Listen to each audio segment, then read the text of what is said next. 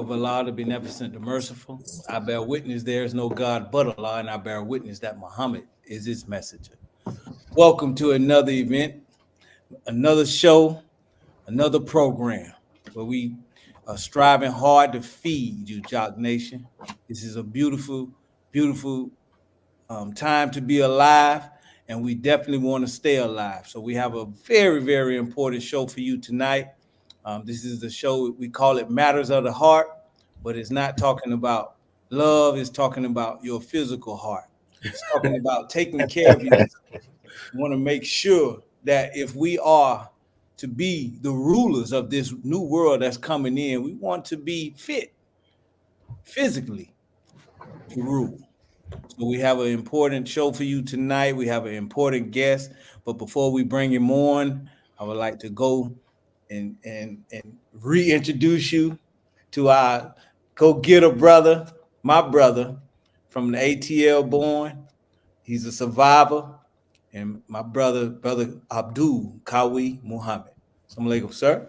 Wa alaikum salam, and thank you for watching another episode of the Jock Brother Presents. Let us make man Jock Nation. Thank you again for tuning in for, like Brother Jacob said, a very important show. It's about just being alive, just being fit, and matters of the heart. I am a survivor. I know that I'm gonna let you know straight up. I had a heart attack, and my brother Desmond, he called and to the hospital to look over me and made those doctors do what they needed to do for my very survivor. So this show hits me very personally. So please share this show.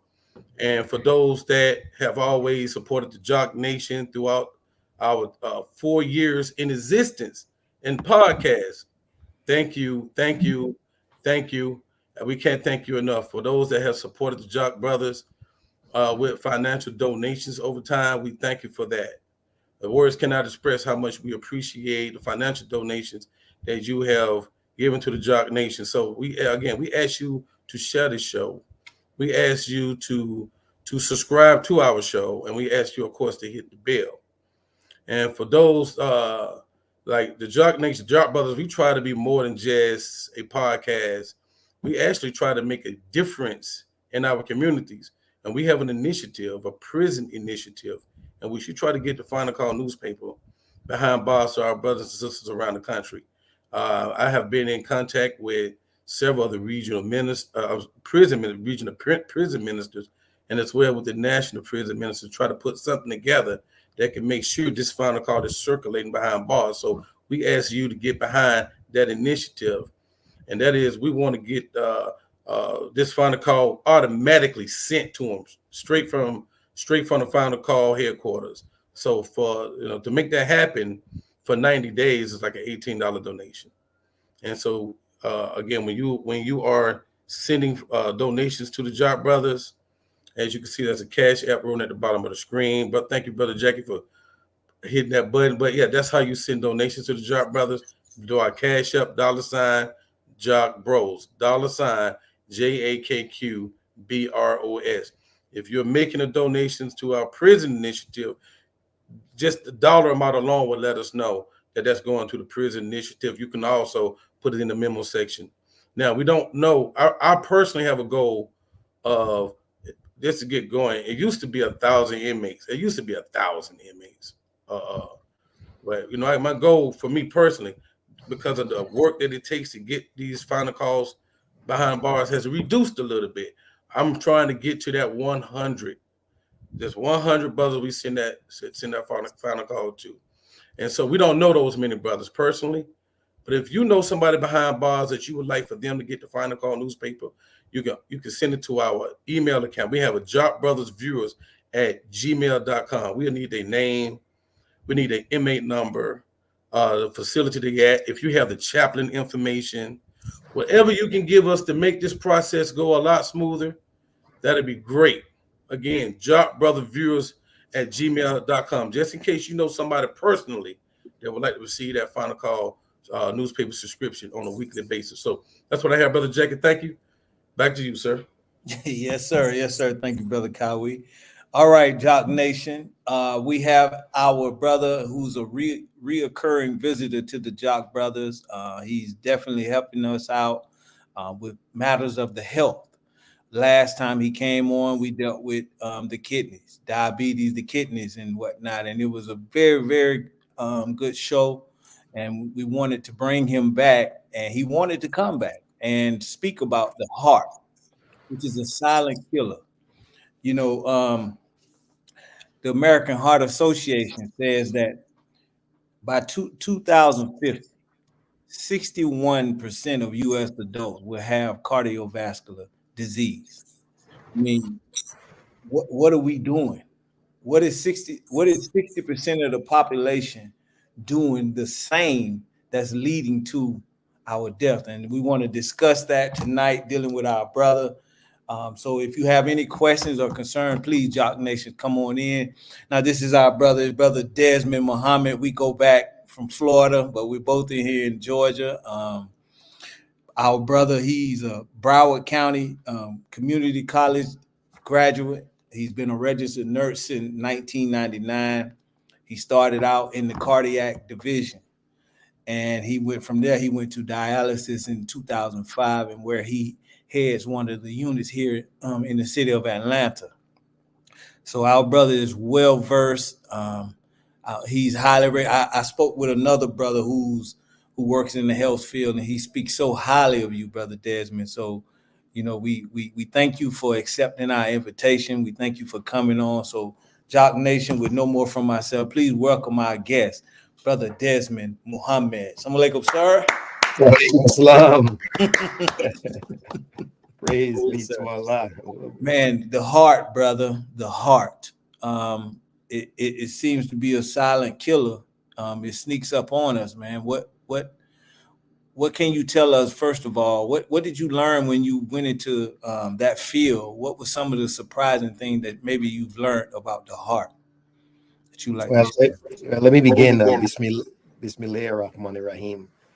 Bear witness, there's no God but Allah. Bear witness, Muhammad is his messenger. And on behalf of our student regional minister, Brother Abdul Sharif Muhammad, and who behest I serve, I'd like to greet you firstly, Jack Brothers and Jack Nation, in the greeting words of peace and paradise of Assalamu alaikum. Wa alaikum salam, sir. Yeah, and I'd like to say firstly, before we even get into the subject matter, thank you for allowing me, Brother Jackie and Brother Kawi, on this platform. I wanted to read something from the Holy Quran to your audience that encapsulates your show, and that these 4 years, hopefully what I read will energize you to go for 40 more years. Come on, man. Yes, sir. Yes, sir. And I want to tell everyone to support, and the reason why you should support a show like this. So Surah 21 verse 17 said, had we wished to take a pastime, we would have taken it from before our eyes. By no means would we do so. It's not an option. Nay, we hurl the truth against falsehood, so it knocks out its brains, and lo, it vanishes. And woe to you for what you described. So all of the false information that's out there, shows like this one is of great importance, because there's nothing more important than the truth. So I want to commend you for 4 years, and we pray Allah that he strengthens your audience and that he make you stronger and a greater exponent of the truth that you want to represent. Absolutely. Yes, sir. Appreciate it. Thank you, brother. I received that, Brother D. Thank you. Yes, sir. To Allah. What did I learn about the heart? Well, one of the first things we learn is, of course, the anatomy, where it is, and the structure, and then the physiological aspect of it, how it works in relation to other organs in the body. I didn't realize how great of a segment of the population that suffered from heart or cardiovascular diseases. And it didn't appear to me that our diet regimen in America, and in the West in particular, and in and the stress levels that compounds, of course, a diet regimen that's not, I would say, best suited for the best life and lifestyle. How ignorant the public is and unaware the public is of what affects the heart. And we're being marched into, I would say, prison camps and ovens, and metaphorically, the death without knowing. So it's like lambs being, led to a slaughter and not having the idea that we're being killed slowly because one, lack of information, or two, information, but ignoring that information. That's one of the things I was most surprising about the heart.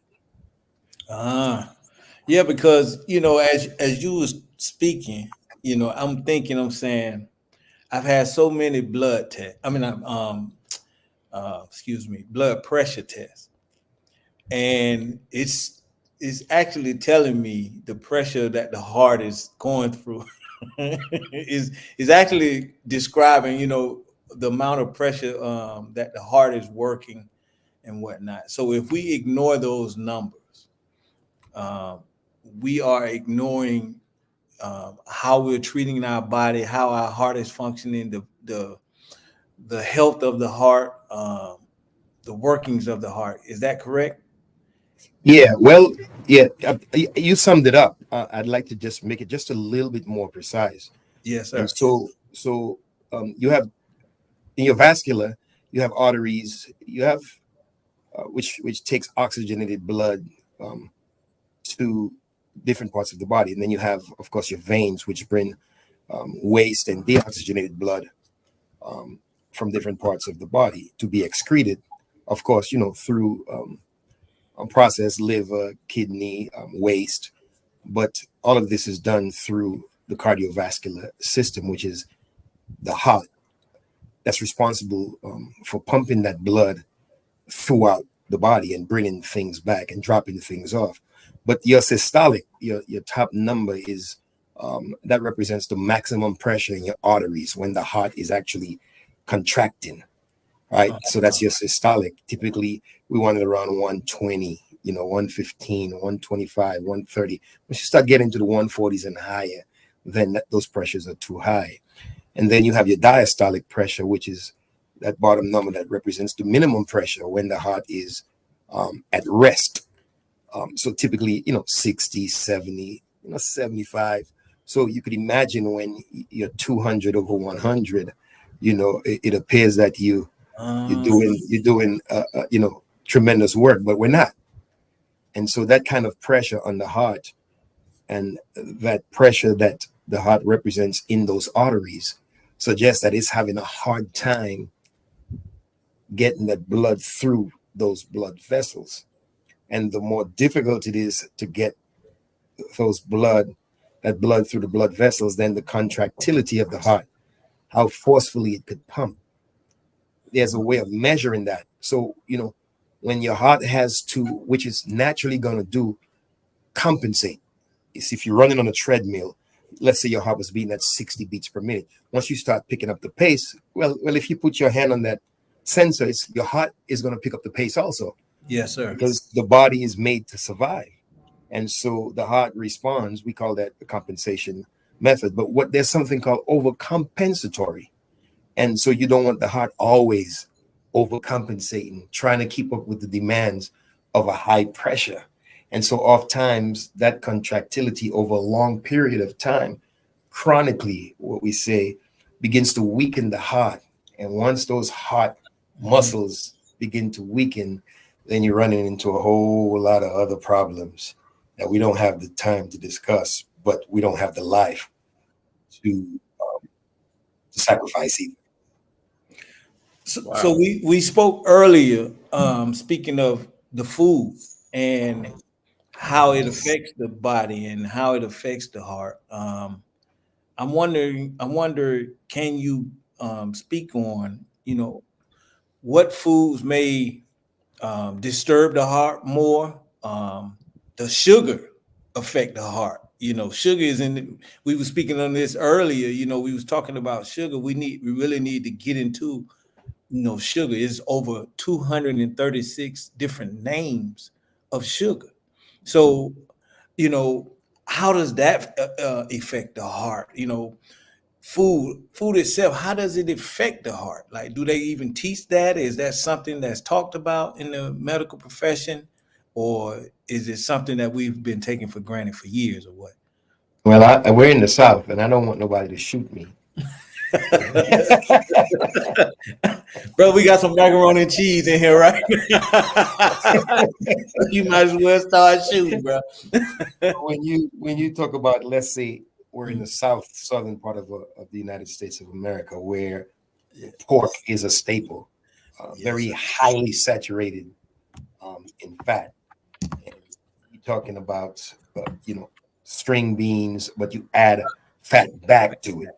Yes, sir. So, I mean, here's a conscious human being adding fat, which builds a plaque in the heart, which narrows the heart because of all that buildup. It's like a plumbing line, but there's gunk in there, if you would. And of course, the narrower that vessel gets, the more pressure it is on the heart to be more forceful to try to get blood through that. And so fried foods increases cholesterol. And so fried foods is something that we should not frequent. As a matter of fact, the Honorable Elijah Muhammad speaks about it in How to Eat to Live.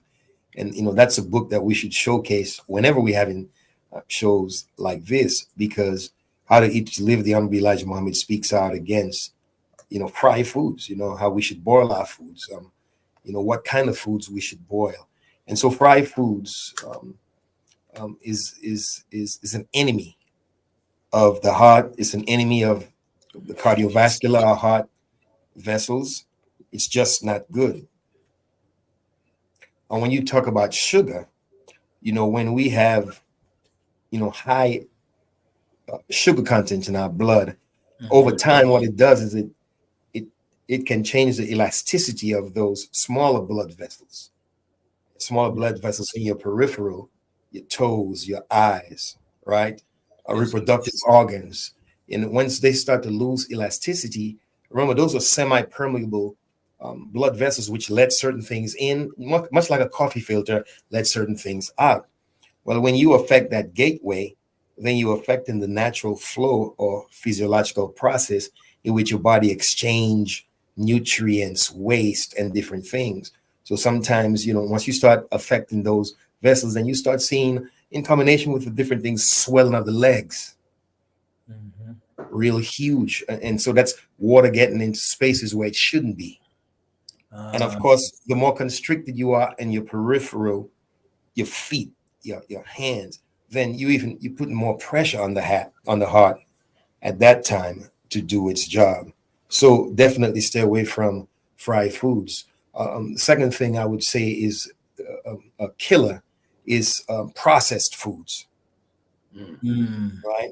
How do you know foods are processed? The first thing you could think about is you got to open it from a plastic. We in the South, Desmond. Hold on. Everything is in plastic, brother. Most likely. And so those foods are filled with preservatives. They have things I can't pronounce. I struggle pronouncing, even with I believe a broad vocabulary. I still have problems pronouncing some of the things that they have in there. Just remember, everything that we ingest, that liver has to clear some of those poisons, those toxins, break it down. That kidney has to work overtime. And so that heart has to work double overtime, bringing those waste away from and taking oxygenated blood and nutrients too. So processed foods is a killer.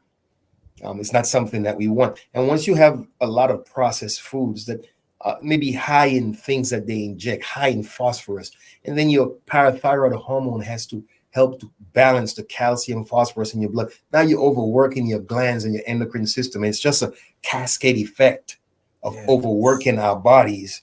And it's just not a good scenario when our diet is not right. And I could see why How to Eat to Live is law in the nation of Islam.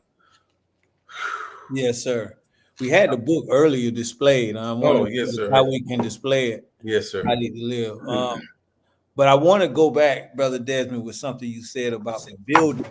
Yeah, this is How to Eat to Live by the Elijah Muhammad that we're speaking about. So I wanted to, Brother Desmond, you said it's a buildup in the heart itself. Whenever we eat fried food or eat things that, fatty foods or whatnot. So inside the heart itself, there's a buildup, or is it just in the arteries? Or Well, both, because because the arteries of the heart, the vessels of the heart, also is used to oxygenate the heart. Since the heart is a muscle, it also needs oxygenation. Yes, sir. So if you're restricting the flow of blood within the heart muscle itself, not even withstanding the rest of the body, right, then you're depriving the very vessel that should be taking care of the rest of the vessel. You see what I'm saying? So it compounds the situation, because now you're limiting the heart, which is supposed to be at full capacity to take care of the rest of the body. Mm-hmm. You see what I don't know if that makes sense. No, it makes perfect sense, but we need to hear it like that so that we'll notice, the seriousness of it. That's what I'm thinking. So, man, bro, Kawhi, brother, you want to get in here? Kawhi's a numbers man. He about to read you some numbers. Yes, sir. Go into those statistics, brother, Kawhi, bro. Let's get those. Just for the record. Okay, yes, I know we're living in the South, and I know that lemon pepper wings and garlic parmesan, and I know that's a staple food down here. But we got to cut that down. There has to be a way to cook our foods, to bake some of our foods, and to stay away from all those fried foods, and stop reaching for that 10 piece or that 20 piece, because it's slow death. Yes, sir. I'm gonna read these numbers, and then I'm gonna get into my. Why did I say he gonna read some numbers? Yeah, let's read some numbers, brother. Well, according to the research, 7 million people around the world have a heart attack each year. Woo! 7 million. 605,000 have heart attacks each year in the United States, new cases. I think the current number, though, Brother Desmond mentioned the current number, or was it you, Brother Jackie? It was like I think that was me. To date, and we're just in August. Say it again. What was the number? 605,000 per year have heart attacks. New cases. New cases. But almost a million deaths related to cardiovascular diseases. That's heart and the cardiovascular system. Yes, sir. So far for 2024. Now, 1 million. Approaching a million. Yes, sir. Right. Yes, sir. Yes, sir. Now, between the ages of 20 and 29, and this is per 100,000 individuals between this age.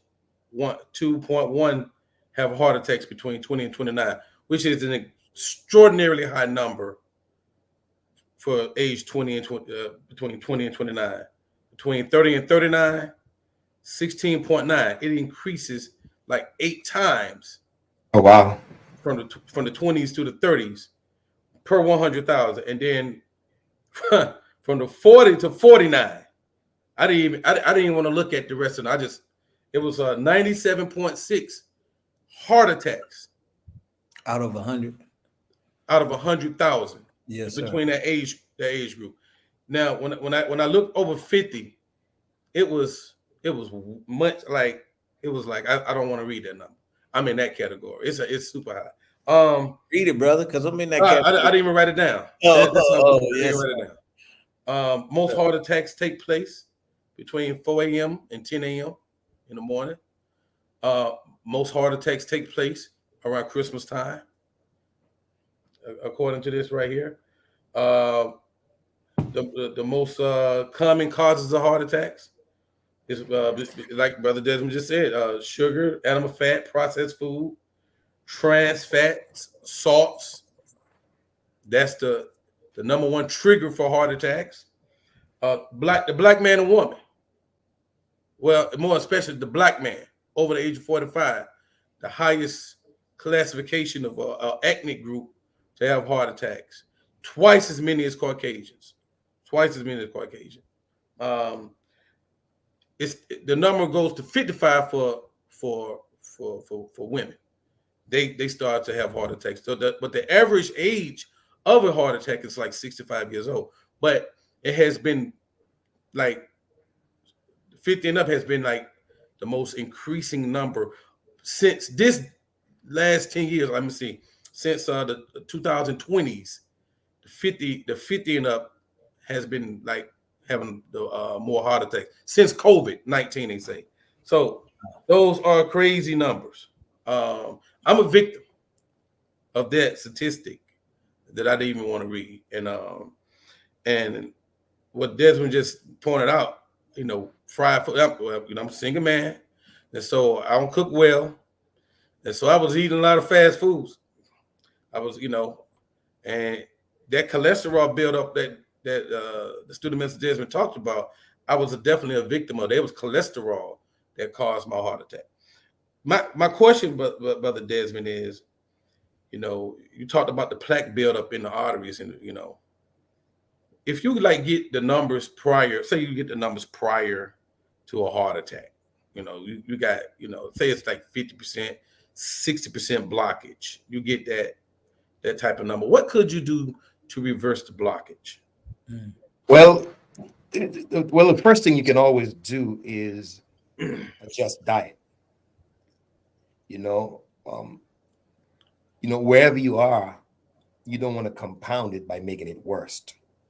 So you want to be like that traffic cop to say, hey, I understand I'm at 50% here, I'm at 20% here, whatever that number is, but I don't want to add to it.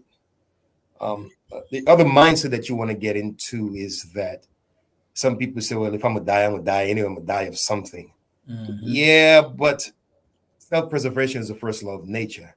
And deep down inside, we just don't want to die. As sweet as heaven has sounded to us, there's no one just killing themselves trying to get a fast track passport to heaven.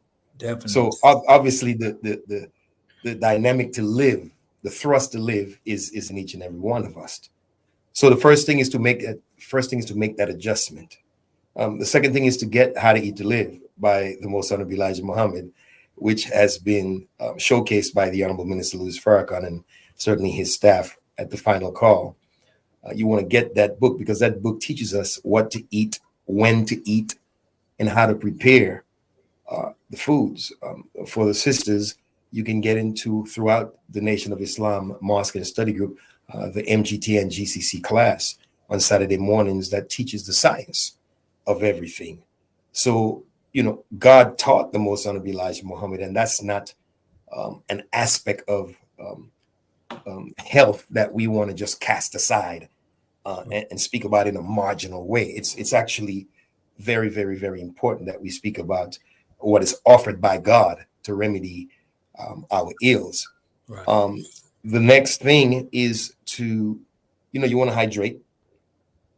You want to reduce stress because stress compounds everything. The Honorable Minister Louis Farrakhan said stress is default in duty. Wow. You can't get a definition better than that. Mm-hmm.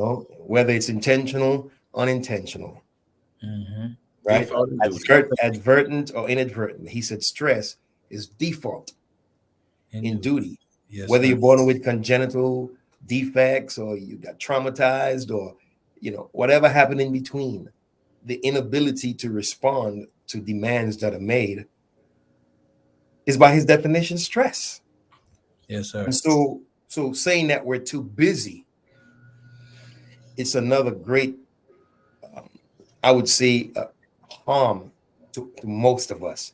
We're too, quote unquote, busy. Well, 168 hours in a week, and we find ourselves running to jobs and running from jobs and running to other jobs. And there always seems to be this steady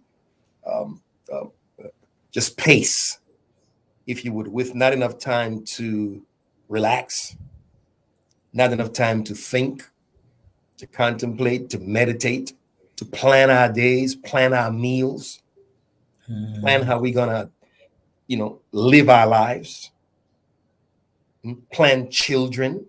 You know, everything can't be oops, oops, oops, oops, another child, oops, oops, oops. Everyone is an oops child. Why are you laughing, Brother Jackie? Go ahead, B. You know, because you can't take oops to Publix. Yes, sir. You can't take oops to BJ's, and you can't take oops to the farmer's market, right? And so, because we live in a capitalistic society, we have to plan our lives. Lack of planning puts us in survival mode, as our student minister, Dr. Ava, peace be upon her, so wonderfully mentioned, that we can't be in innovative mode, right? Because we're always in survival mode. Yes, sir. You know, so that's another thing that we can do, begin to plan our lives. And then, of course, seek medical attention, because there are some procedures that can be done, invasive, of course, cardiac invasive procedures, to break up that plaque and then, you know, extract it from our cardiovascular system. Sometimes stents have to be put in, you know, to widen that vessel, so to make breathing, you know, somewhat normal again.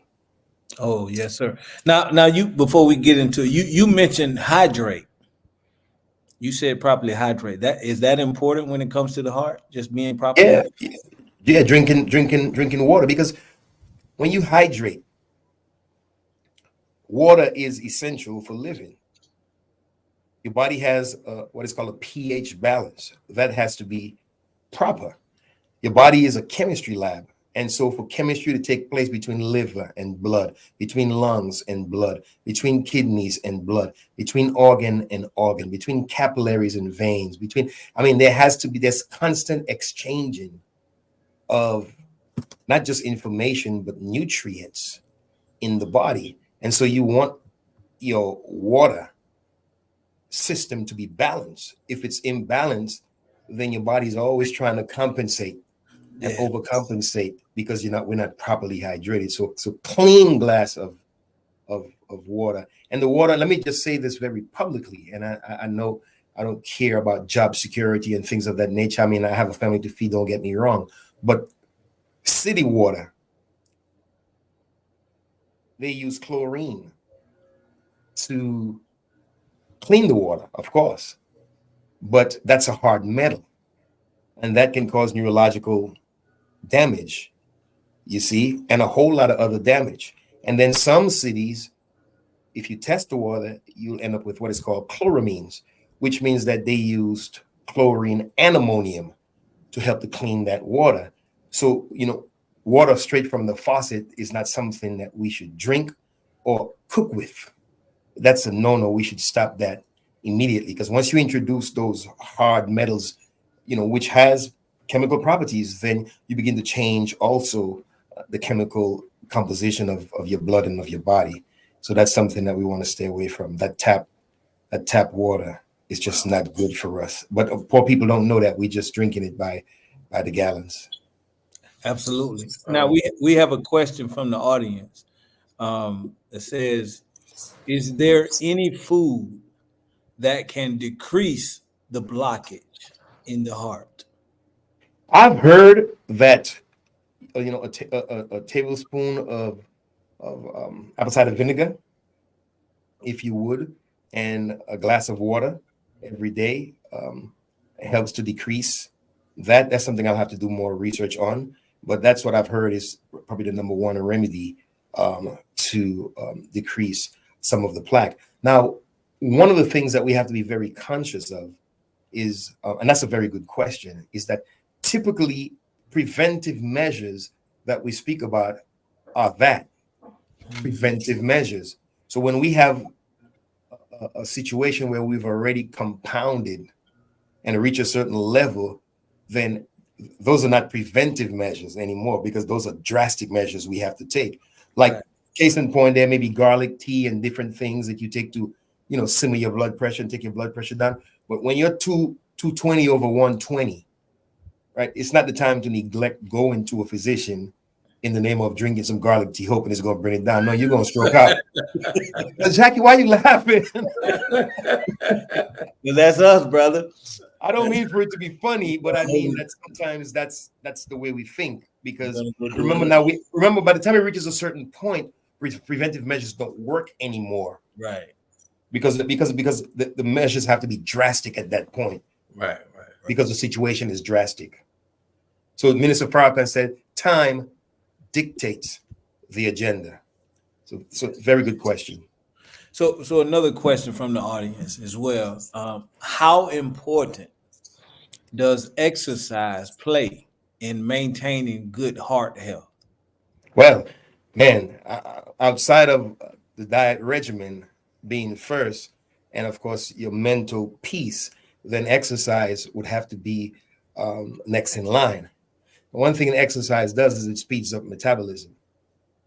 So it speeds up the pumping of the blood. It speeds up the removal of waste.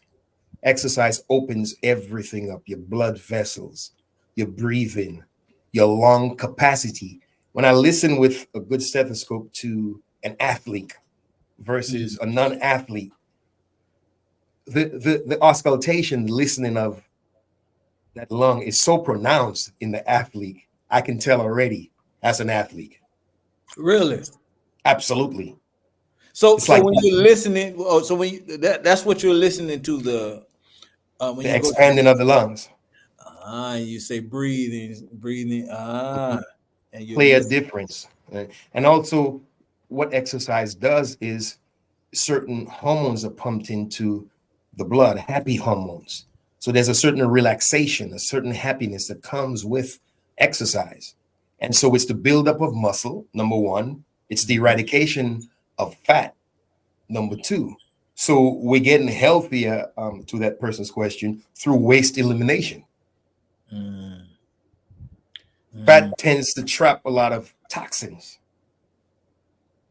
Fasting, as the Honorable Elijah Muhammad and Minister Farrakhan, the Honorable Minister Louis Farrakhan so eloquently has said, removes the toxins or the buildup, or the toxins that come naturally with foods, byproducts, waste products. And so fasting helps to eliminate that. But exercise also helps to eliminate a lot of the waste and strengthen the body, strengthen the bones, and just regulate our affairs even better. It even regulates how we go to bathroom. And so exercising is a very good important. The Honorable Elijah Muhammad said, fast-paced walking. It's the best exercise we can do. So whatever you do, swim, basketball, tennis, it's very important for the heart, because what it does also is when you exercise, it makes a greater demand on the heart. And since the heart is a muscle, it also helps to strengthen the muscle. But you're not doing it for a prolonged period of time to the extent where it's overcompensation for days and months. But that burst of energy, that helps to strengthen the cardiac muscle. There's something called ejection fraction. And there's a measure of how the heart elasticity works. And typically 65, 75%, it pumps with a certain vigor. But, when it gets slow and it gets, and it can't do its job, then there's waste accumulation, there's water buildup, the necks get distended with water. You could see water in the veins, called it jugular vein distension. It's just so many things that happen that puts even more pressure on the heart. And then obesity, of course, it's like throwing gasoline on that fire. So if you work the heart, or if you damage the heart, and then you come back and you do everything right, you lose weight, lose fat, you open your arteries and whatnot, does the heart heal itself? Does it heal back regular? Does it, like if you overstretch it, does it pop back in place? Is it just as healthy, or how is the recovery of the heart? Well, good question. There are cases where I've seen the ejection fraction of the heart get better, but it's not guaranteed. And so that's not a dice that we want to roll, or a chance that we want to take. Of course, when the Honorable Minister Louis Farrakhan did that 58-week lecture series, The Time and What Must Be Done, of course, on that wheel, where the Honorable Elijah Muhammad and Master Farad Muhammad there is information and knowledge of how to repair and rejuvenate Right. our organs. That's not known to this world yet. Yes, sir. Yes, sir. Thank you for that, brother. And we say that unapologetically. Yes, sir. Thank you for that, D. Yes, sir. So I have the stents, right? I know they tell me to take these thinners all the time, and I take a lot of thinners. Can you explain to me, like, is there another way, alternative to taking thinners all the time? Because I think one time I took them and I started to bruise. And that's bruise. Yeah, I started to bruise.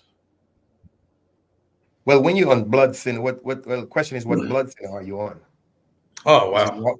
Is it warfarin? Is it Coumadin? There's some blood thinners. The Coumadin used to be the one that they use all the time, and there's a test that can be done to see how thin the blood is. And so when you do that test periodically, then then your physician will say, hey, increase it by so many milligrams, or decrease it, or take it one Monday, Wednesday, Friday, but only take half every Tuesday or Thursday, because we don't want it too thin. So what happens with the heart? Okay, if you can, the heart is mechanical, number one, and it's also electrical. I don't think a lot of people recognize that, right? There's the mechanical part that pumps, but there's the electrical part that stimulates the heart to pump. And so, so the heartbeat that you feel certainly is how many times a minute it pumps, but that comes from the electricity of the heart. Now, there's some electricity that starts in the upper part of the heart. They call it the SA node, that beats naturally 60 to 100 times per minute. And when we put those leads on you and do an EKG to see, what the rhythm is, we can tell by certain markers where your heart's starting to beat. So if you lose that ability in the upper segment of the heart, then another node takes over, which is 40 to 60 times per minute, and then, that's a whole nother subject at another time. Right. But the point is that it's very important to note that the heart is electrical. Also, the heart has rhythms. When you eat certain foods and you lack potassium, or you're too high in potassium, you can have different rhythms of the heart. When you have cardiovascular disease, you could have different rhythms of the heart. You could have atrial fibrillation, 200-300 times the top part of the heart beating instead of 60 to 70 times. Now, the ventricular could be responding at 80 times per minute. So when you feel your pulse, it feels like 80, but the top part of your heart is 200 to 300 times per minute. And so when that happens and it fibrillates like that, there's a pooling of blood. So it doesn't get to empty the atriums, the top part of the heart. And so the blood staying back begins to form clots. If the clot is formed and then it dislodges and it travels to another part of the body, let's say the lungs, most times it's lights out. It travels to the brains, most time it's a severe stroke. Sometimes it gets trapped in the leg and you could feel the warmth and see the leg swelling, and then intervention is much easier.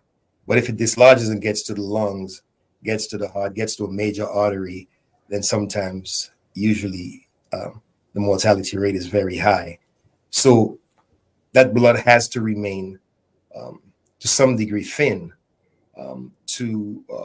because with plaque formation, you can have the clotting of blood, because the blood it tends to aggregate and come together with some of that plaque, some of the waste product, and form a clot. And if that clot dislodges, then it could be deadly. So you're weighing taking blood thinners versus lights out. We choose the better of two evils, thinning the blood. Wow. And that blood clot seems to be prevalent now in our community. I mean, different reasons for different vaccines, whatever different things going on. The blood clot seems to be has taken a rise in our community. Now, go ahead. No, go ahead, bro. You was gonna say. I know that with COVID vaccine, there's a lot of reports out of something called TTP and ITP, which is cytopenia, which is microclots. And there seems to be reports that there's a lot of that being reported with the apparent deaths of people from who took the COVID vaccine. And of course, the Honorable Minister Louis Farrakhan on July 4th, 2020, sounded the alarm not to take the vaccine. And time, he had to take the abuse, certainly, of our disbelief and of our pejorative talk in the media. Yes, nasty talk, vituperative talk, just nasty, slanderous talk. But he had to take that abuse until further proof came that proved that he spoke the truth. And so these microclots and some of the diseases that I'm talking about, they're really idiopathic, meaning they don't know what causes some of these autoimmune diseases. But there's been a lot of cases mentioned with the vaccine that it's not actually those disease, but the symptoms and the signs that are presenting mimic some of these autoimmune disease, such as TTP and ITP, which is another subject for another time. But if you just Google TTP, look, for those of you who say explain everything, stop it. Google it. Google TTP medical, TTP disease, ITP disease, and educate yourself. You Google everything else, Google it. Yes, sir. So now here's one more question, brother, because time has just flew by. We was having fun. A brother said, brother, you said to avoid fried foods. Noted. He says, is there a safe amount to consume of fried food? Say like once a month, twice a year, or should it be avoided altogether?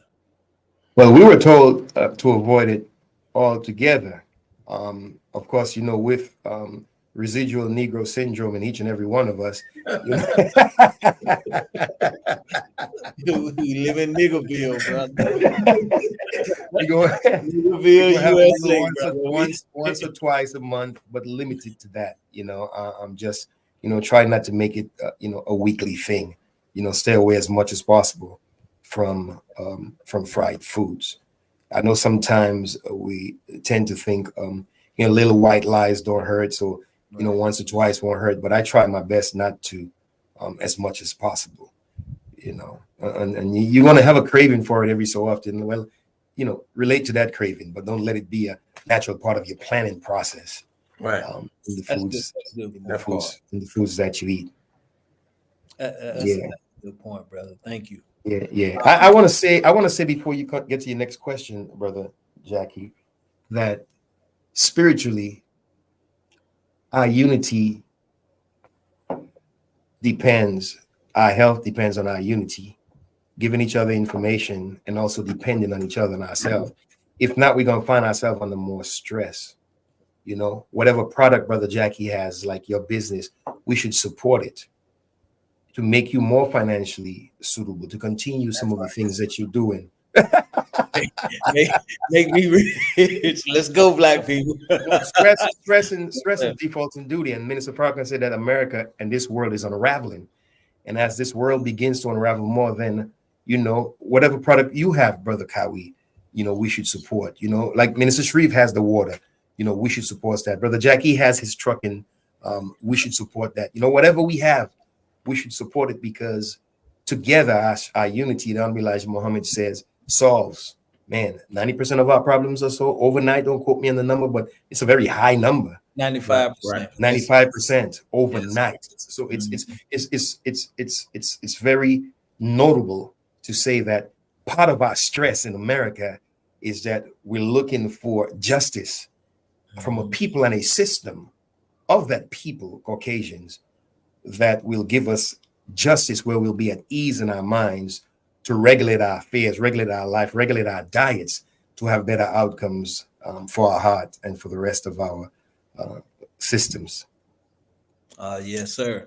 Well, on that note, the Honorable Elijah Muhammad said we need to take our mouth out of our enemies. So definitely, brothers and sisters, we see the value of food. We see the effects of bad food.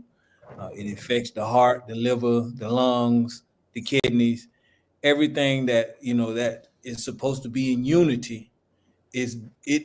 Disrupts the unity in the systems in the body. So we definitely want to change our bad habits and replace them with good habits.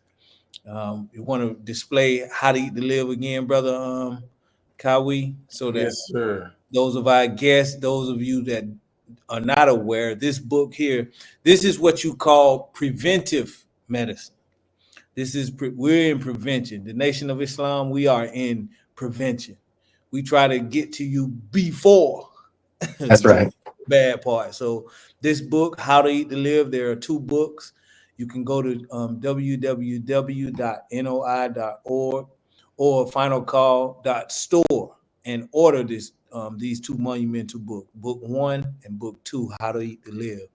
So, all right, brother Desmond, we want to thank you once again. I mean, this time went by fast, and Woo! it went by fast, man. But we want to thank you for taking time out to answer these questions. The brothers and sisters absolutely enjoyed you. Definitely, absolutely enjoyed you, man. So thank you for coming on once again. But I'd like to offer you any closing words, brother Desmond, that you would like to leave the Jock Nation with. Yeah, I actually recommended a book outside of the Honorable Elijah Muhammad. I got it. Hold on a second. Yeah, and it's Why Zebras Don't Get Ulcers. And it's by Robert Sapolsky, and it goes into the physiological, how stress affects the body. And so I encourage everyone to get that book, because it's written in layman terms.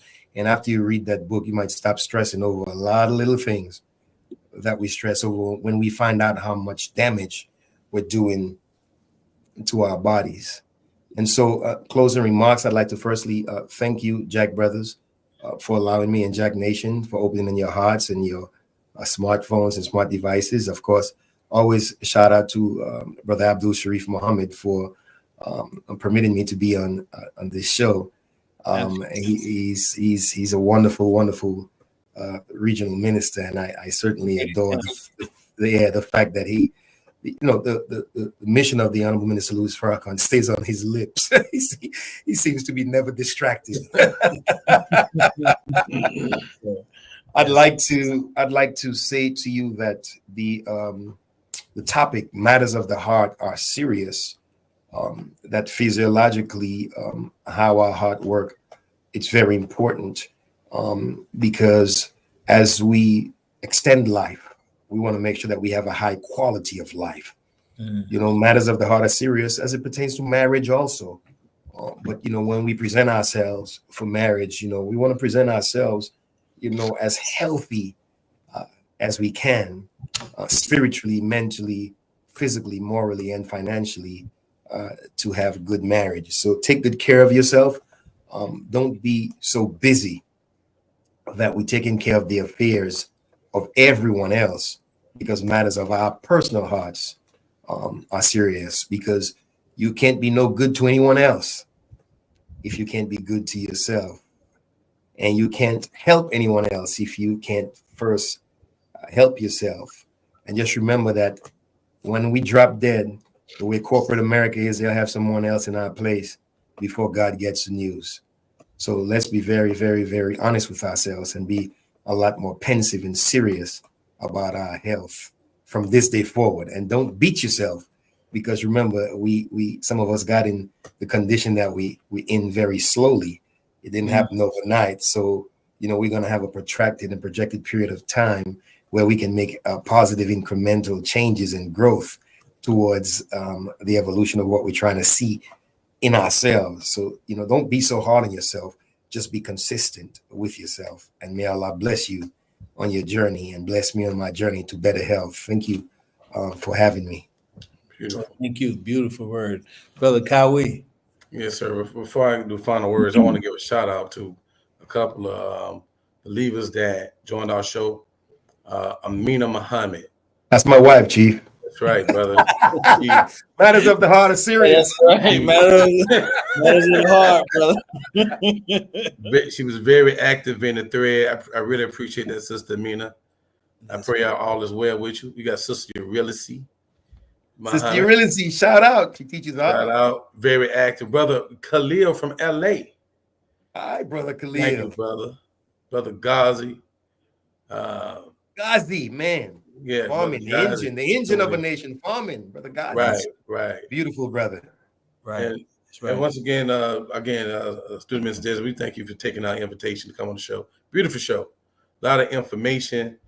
You made some things very, very clear and obvious to us that we better take heed to. It behooves us to take heed to. Right. So I really like the way you broke down and explained what those numbers read when they take the blood pressure and the importance of them. Mm-hmm. So now, so just to get those numbers now, I'm gonna be a lot more attentive. I used to just say, "I'm alive," right? That's what I used to say to him. Now I know how to have that real conversation with him. So thank you for coming to our show. Also, Brother Desmond, I know that you wanted to, when it came down to the single social, you want to do a little announcement with it. Do you want to still do that?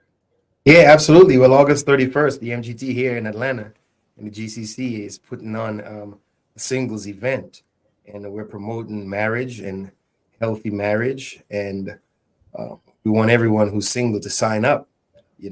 Just scan that barcode that you see there at the bottom, and come out to a great event to promote marriage, to promote courtship in the Nation of Islam, because the devil threatens us with not just poverty, but with being single and with just shacking and with doing things outside of God's way. So we want to promote God's way. We've tried every other way and we've suffered tremendously. So we want to try Allah's way. And the Honorable Minister Louis Farrakhan is a great example of healthy marriage. And we have a lot of people in the nation who are great examples. So don't just listen to, the one or two people who got divorced, and all of a sudden now you use that as a justification to stay divorced, to stay unmarried. We have people who are happily married. Mm-hmm. So please come out to the singles event, and you never know, you may find your soulmate at this event. We're looking forward to it. So Sister Nuseba, Student Regional MGT Captain, and her staff is putting this on. Big shout out to you all. Continue to make that forum available for the believers to meet each other, under healthy circumstances, and hopefully have strong magnetism towards each other. And let's build these marriages. That's right. You heard Brother Desmond. He said the devil threatened you with shacking up.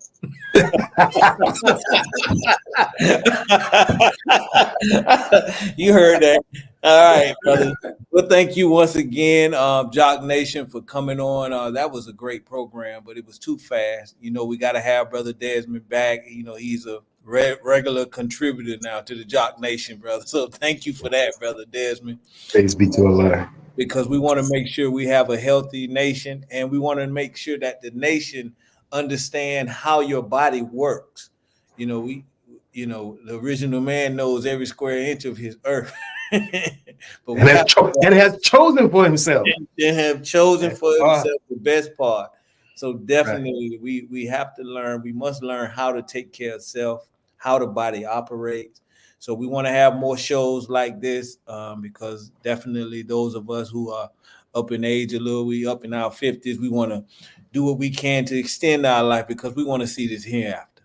That's right. Gone, so thank you all once again, Jock Nation. Thank you all for allowing us to come before you. Like we say, man, another one. I paid my $18. Yes, sir. Yes, sir. As we were speaking. Yeah, we got subscription for the final call with the prison ministry that you're pushing. Absolutely. Thank you, Jock Nation.